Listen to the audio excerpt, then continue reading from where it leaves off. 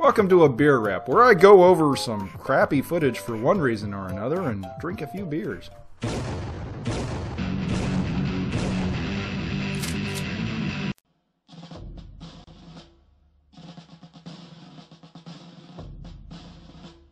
Yeah, this one was pretty straightforward. We had 4 players playing 500 TV lists each. My brother and I, Defler, was playing a 500 TV UMFA list, and I had a PRDF list. We both had GP squads. They were pretty plain by most measures. They had not a whole lot going on with them. But on the other end of the spectrum was Hunter and Bad Horse, who was fielding a support cadre and a strike cadre from Southern lists. They were easily way more vet than us, and they had quite a bit more equipment, a whole lot of punch. They were PL3 if they had to make their list normally, while my brother and I, Defler, we were PL2.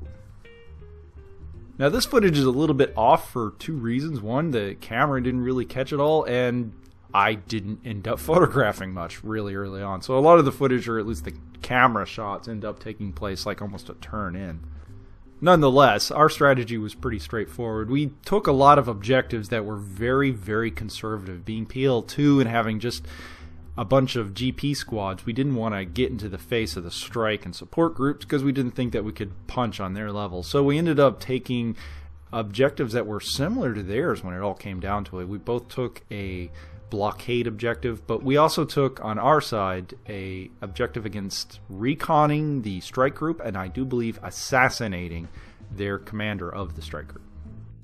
Now our deployment was pretty straightforward. We deployed pretty heavy on our right side and ended up keeping the PRDF on the left side. With their ECM gear, we figured that they could potentially cause a whole lot of problems if our opponents decided to push heavy on the left, and they didn't. We ended up trying to go for our recon objectives, playing very conservatively, holding ourselves down as much as we could, and then just hammering everything that we could see with the LRPs as much as we can, because that's something that I learned in New Jersey that was just a fantastic technique. Those LRPs can be really nasty if applied correctly.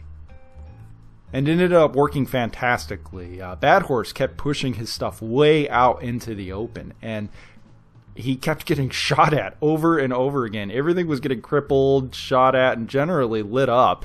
And he was actually quite frustrated about it for a little while. But nonetheless, he learned his lesson. He started hunkering down with everything that he could. But that -1 for not seeing or having a lock to the target, and another -1 for being indirect or being from above from those LRPs can actually do quite a bit of damage.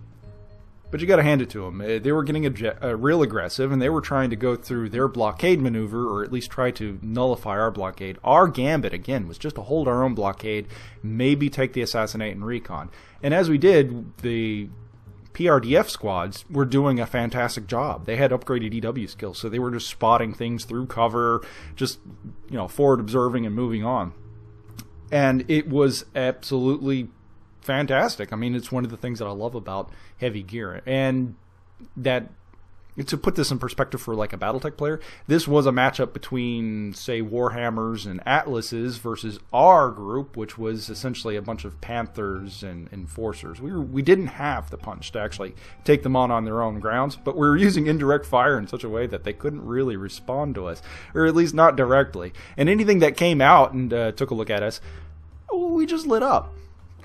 So anyways, about the turn 3, we decided to continue with our plan. They also had a blockade, so we tried for a Hail Mary pass, kind of. We took one of the PRDF guys and we sent him screaming up the far flank of the board, our left side, by himself, so that he had to send something. Our enemy had to respond something to it. Otherwise, because there was this little rocky alcove out there that he was going to hunker behind to take care of.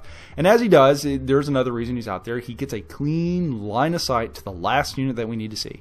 It is the strike group commander, and he takes a look at him, gives us the recon victory point for it, and forward observes him. And therein starts a problem. It turns out there was a bit of an issue where our opponent decided to do some sort of quote-unquote secret die roll to figure out which unit that we were going to have to kill or assassinate, and then they announced it to us. It's an open book game. And then we rolled off for it later on to see who it actually was, and then there was some confusion later on. we thought it was explicitly clear that it was this one strike group commander that we had found, and we're just about to blow the whole star-spangled banner against them, every LRP in the area. And it wasn't. There's some back and forth about it. It's one of those unpleasant things that could have probably be rectified with just proper communication between the groups. But sadly, I blame myself for this. We should have cleared it up first. And because it's a friendly game, my brother and I said, yeah, okay, whatever. And it ended up being the other Black Mamba that was on the other side of the board, so far away that we would have to have spent like 3 or 4 turns going top speed just to see him. And to add insult to injury, he hid. So we couldn't even see him if we wanted to, or at least there was a good chance that we wouldn't have saw him. And that was that. We gave up on that victory point. So that left us with just holding our blockade objective and getting the recon. And potentially messing with their blockade. If we can mess up their blockade, we would have won. We would have won by 1 point. So that's what we tried to do. Early on, we had this secondary objective. We were going to send the UMFA GP squad all the way up through the southern lines. We were going to swing them wide and then just bum rush through this alley and do everything we can to try to get over there. Now, lo and behold, they saw this happening. It's pretty obvious in heavy gear. I mean, they locked up the center end of the board and killed a bunch of southern gears, but when they decided to go secondary and start pulling around the hill, it ended up being a disaster. They moved through the center alleyway, and my opponent, Bad Horse, he saw the opportunity. He knows what kind of game this is. It's all about indirect fire, and if he didn't know, he would have learned a few turns before because he was losing gears to just LRP racks. And then it happened. He sent one little Jaeger out there to just Urukai his way to victory because he just threw himself into the middle of a close combat where a bunch of other northern gears was just going in there trying to do what they can to kill him, but he was able to forward observe. He forward observed the unit right in front of him, tried to back out. I do believe he died for it, but he got the forward observation token off, and it ended up killing a couple units, and then he was able to pull around another unit, a Black Mamba, that was able to take a look at the other units, forward observe, caught all of the northern gears flat-footed out in the open. The support Cobras opened up, and they managed to kill them. And that's when we called the game. I do believe they had to wipe them out for that particular squad, and that would have given them a victory point. But the raw matter is that all they had to do was walk over to the other side of the board because they had killed almost everyone. And we only had a couple PRDF gears to work with. And the last PRDF gear, the one that was trying for the Hail Mary pass, died trying to do it. And it was a very, very close game. And that's been an Ouchies beer rep, and I hope you enjoyed watching it. This one's been brought to you by Blue Moon Gingerbread Spiced Ale. It's not bad.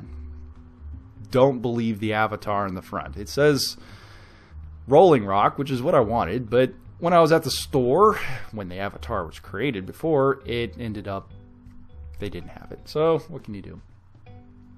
Have fun.